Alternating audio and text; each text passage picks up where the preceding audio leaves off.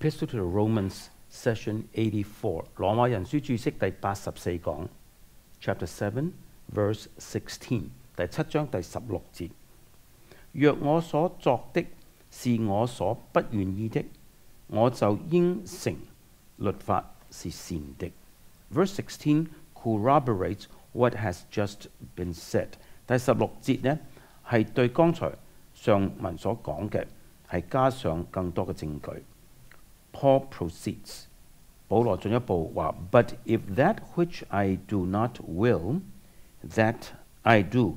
若我所作的是我所不願意的 ，implying that 佢嘅含義就係話呢 ，what comes to fruition in practice is not what was willed, but what was not willed in terms of the will spoken of in verse 15。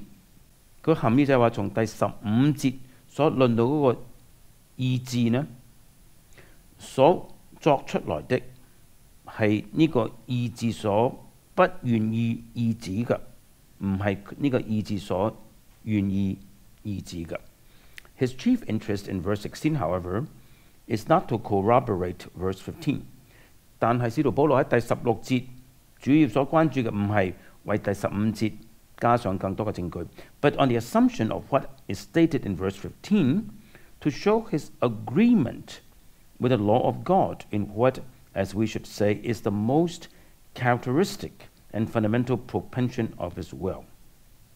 而係呢，佢要講出佢係與上帝嘅律法同意嘅，亦即係話呢，佢最典型嘅、最基本嘅佢裏邊嘅意志嘅方向係符合上帝嘅律法嘅。I consent to the law that it is good。我就同意律法，律法是良善的。The term used for good， 良善呢個詞呢 is that which predicates of the law the highest quality of goodness， 係描述律法有着最高嘅良善嘅素質嘅。The law therefore defines for us that which is called unreservedly the good in a succeeding context。因此呢，喺下文呢，律法就提供咗一個定義，話俾我哋聽，究竟毫無保留嘅良善是什麼。This reference to the law proves that。保羅呢説指向律法，就證明 in the ethical assessment which Paul is making and in this judgment which he passes on himself。使徒保羅在這裏作嘅道德嘅判斷同埋對自己嘅判斷啦。The law is the norm。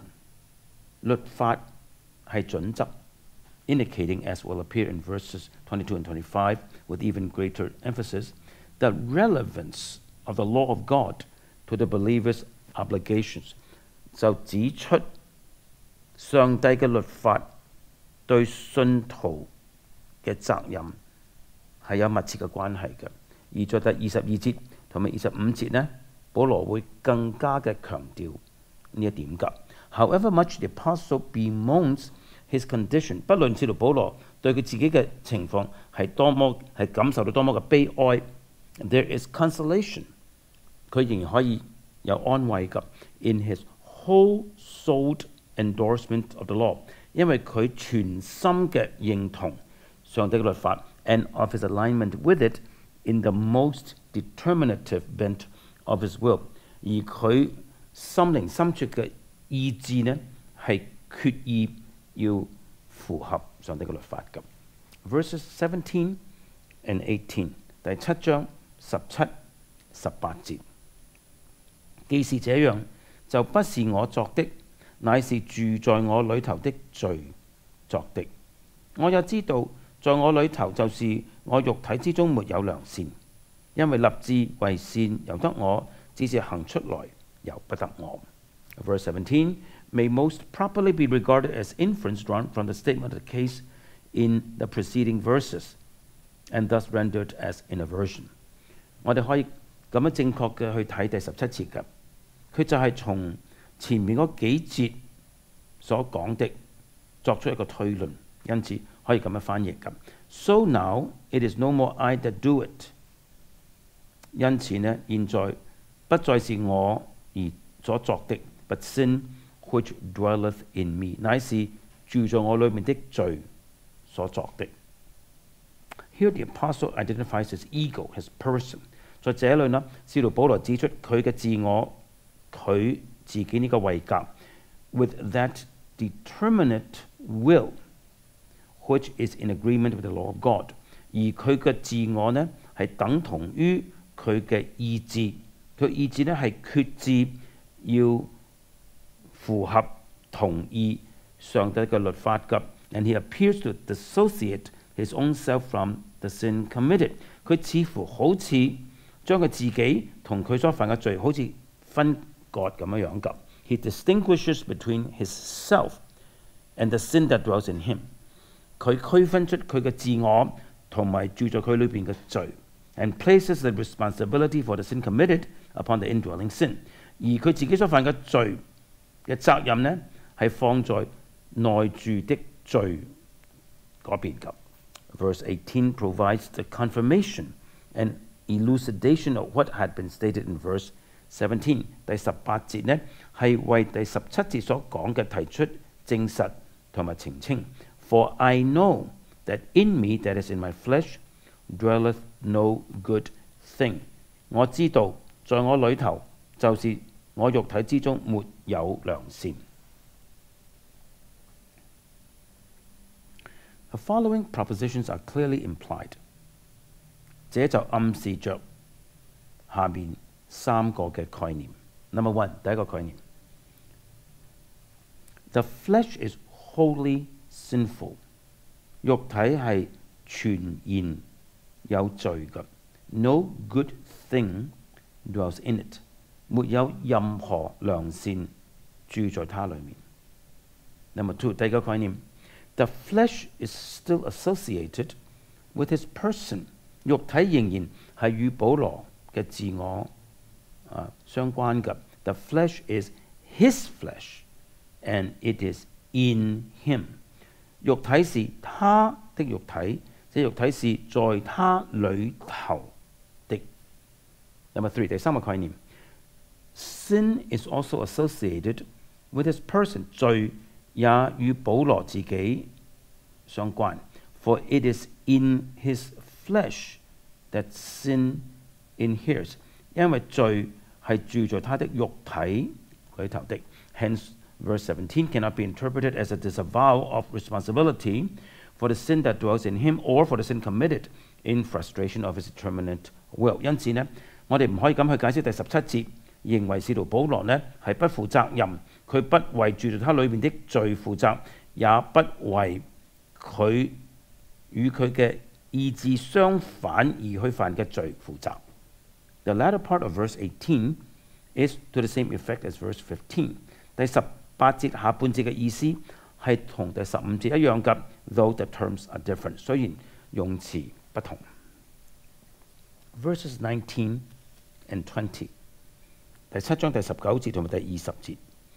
故此我所願意的善我反不作，我所不願意的惡我倒去作。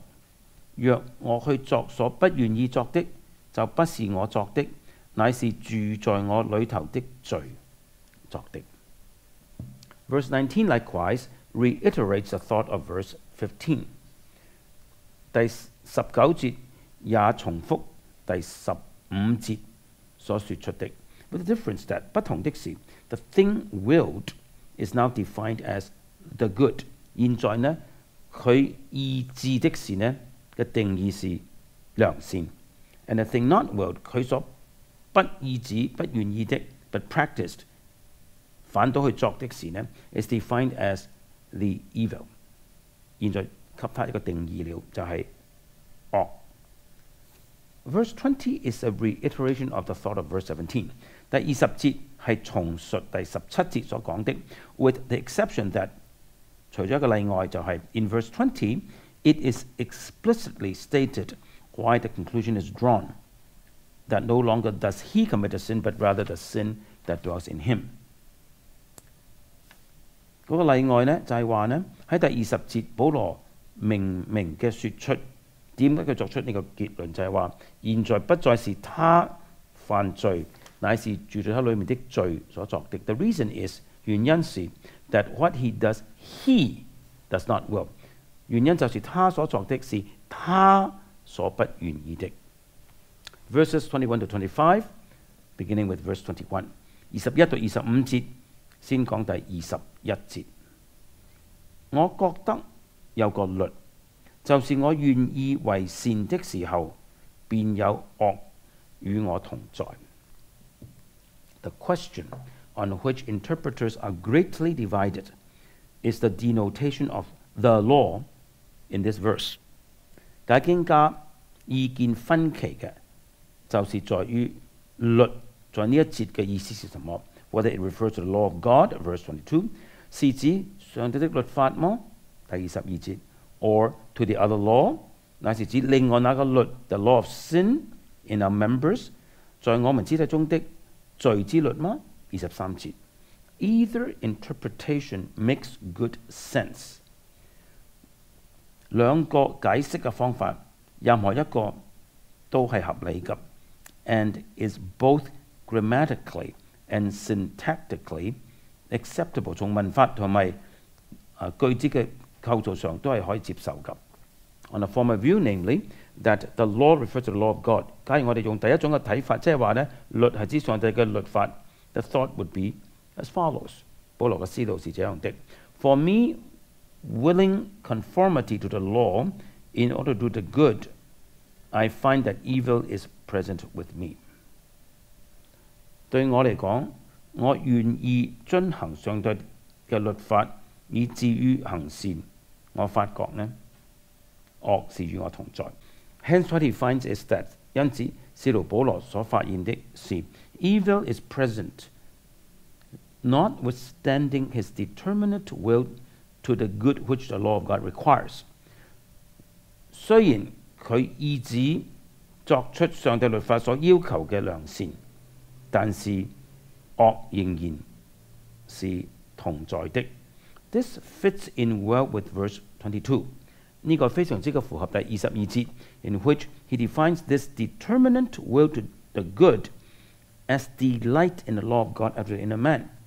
喺第22節呢，保羅為呢一個行善嘅意志作出嘅定義，就係話呢，佢喜悅上帝嘅律法嘅，在佢裏頭的人是喜愛、喜歡、喜悅上帝律法的。And it is also in accord with verse 23。而咁樣嘅睇法，亦都係符合第23節嘅。Where the opposing law of sin in its members is called another law。在23節嗰個反對嗰個嘅罪之律，在佢肢體裏邊嗰個罪之律係被稱為另一個律。In contrast with the law of God， 係與上帝嘅律法呢係相對照嘅。Which up to this point it is maintained is the only law referred to in a passage。而解經家認為呢，直到呢一點上呢。直到呢一個字之前呢，係整段經文所提到唯一嘅律法嚟㗎。There is, however, no conclusive objection to the other interpretation, namely that the law of sin is in view here, and that it is defined in terms of the presence of evil in opposition to the determinate will to good。另外一個解釋嘅方法就係話呢，罪之律即係第23節、25節所提到，就係呢度所講嘅律，而且呢個律呢係以住在裏頭嘅惡作為定義嘅。呢個惡呢係抵擋意志行善嗰個律嘅。It is the view adopted in a version。呢個係作者所用嘅英文版本所採取嘅觀點。And if followed means， 假如我哋根據呢一個嘅解釋法呢嘅意思就係話呢。Law in this instance is used in the sense of rule or principle of action。喺呢處律呢個字就係一種嘅定律或者決定我哋嘅行為嘅一個嘅準則。The usual signification of law, however, is that which propounds and demands action and need not be suppressed。就算我哋認為呢個係一個定律而已，律有佢嘅重要意義嘅就係話律係詮釋同埋命令嘅，命令人作出一啲嘅動作。呢個意思並不需要壓抑嘅。The law of sin 罪之律 may be conceived of as not only impelling to action that is antithetical to the law of God, but also as dictating such action。罪之律可以咁樣去理解，不單係驅使人去作出與上帝律相反嘅行為，甚至乎呢個罪之律呢係命令人作出咁樣嘅行為㗎。Verses 22 and 23， 第7章第22節同埋23節，因為按着我裡面的人，我是喜歡上帝的律，但我覺得肢體中另有個律和我心中的律交戰，把我擄去，叫我服從那肢體中犯罪的律。Whether the law of verse 21 is taken as a law of God or as a law of sin， 不論第21節嘅律係指上帝的律法或者係罪之律。Verses 22 and 23 must be taken together as explanatory of the antithesis enunciated in verse 21。22、23節呢兩節合起來呢係解釋第21節所說出嗰種嘅對立㗎。When we ask how the evil can be present when there is the determinate will to do good， 當我哋問人裏面有咗一個意志係意志行善，惡怎能夠仍然是存在呢？ The answer resides in the fact that 個答案就係、there are two antithetical laws。有一件事實就係、這裏有兩個相互對立嘅定律。The law of God and the law of sin， 上帝的律法同埋罪之律 ，both of which bear upon our persons， 兩者都影響我哋嘅自我 ，and are therefore registered in us in a way that reflects the antithesis in which they stand to each other。因此喺我哋裏邊嘅意識呢，就意識到呢種嘅對立，而呢個對立喺我哋裏邊嘅對立就反映出佢哋本身互相嘅對立㗎。The interpretation of verse 22 is bound up to a large extent with the meaning we attach to the inward man。我哋點樣解釋第22節呢？好大嘅程度上就在乎我哋點樣去睇在我裏頭的人 the inward man 係咩意思啦？ It would appear reasonable to assume that the inward man is contrasted with the outward man。一個好合理嘅假設就係話呢，裏頭的人就係與外在的人相對照啦。And as Paul uses that contrast expressly elsewhere， 正如使徒保羅在其他經文，即係哥林多後書第4章16節，亦都明嘅用咗咁嘅對照㗎。It is proper to interpret the expression in the light of this latter passage。我哋就好合理嘅根據哥林多後書第4章16節去解釋羅馬書第8章22節呢度嗰個裏頭的人咯。In the words of E.H. Gifford， 根據 Gifford Gifford 呢個解經家 ，it indicates the mind。呢度裏頭的人係指心智、理智。23同埋25節 ，the spirit of man 在人裏頭的靈。哥林多前書2章11節 ，as contrasted with the outward man 就係與外在的人相對照嘅 ，the body or flesh 就係身體或者肉體。哥林多後書第4章16節。In any case， 不論如何 ，there can be no question but the inward man of verse 22 refers to what Paul was in his inmost spirit, in the center of his personality。22節嗰個裏頭的人呢，係指到保羅喺靈裏深處的保羅，就係喺佢嘅整個性格嘅核心地位嘅保羅。And it is also true that inward man approximates to, if it is not to be identified with, the mind of verses 23-25。裏頭的人呢係好接近，甚至乎係等於第23、25節所用嘅 mind 理智或者係心智。智慧嘅智。There is, however, no warrant for supposing that the contrast between the mind and the flesh in verse 25 is that between mind and body。但是我哋冇理由認為我嘅心裏邊 mind 同埋肉體 flesh 喺25節嘅 mind 同埋 flesh 心裏同埋肉體呢係指我哋嘅理性同埋身體。Flesh in Paul's usage 喺使徒保羅嘅用字法。肉體 when used with ethical purport 當佢帶着道德嘅色彩嘅時候 ，as obviously here， 呢處好明顯是這樣的 ，applies to the operations of what we call the mind as well as those of the body， 係指我哋所謂理性同埋身體兩方面嘅動作都包含在裏邊㗎。我哋下一講要繼續去講呢個 flesh 肉體同埋 mind， 保羅嗰個心智、理智、心裏呢兩個字係咩意思？我哋下一講繼續。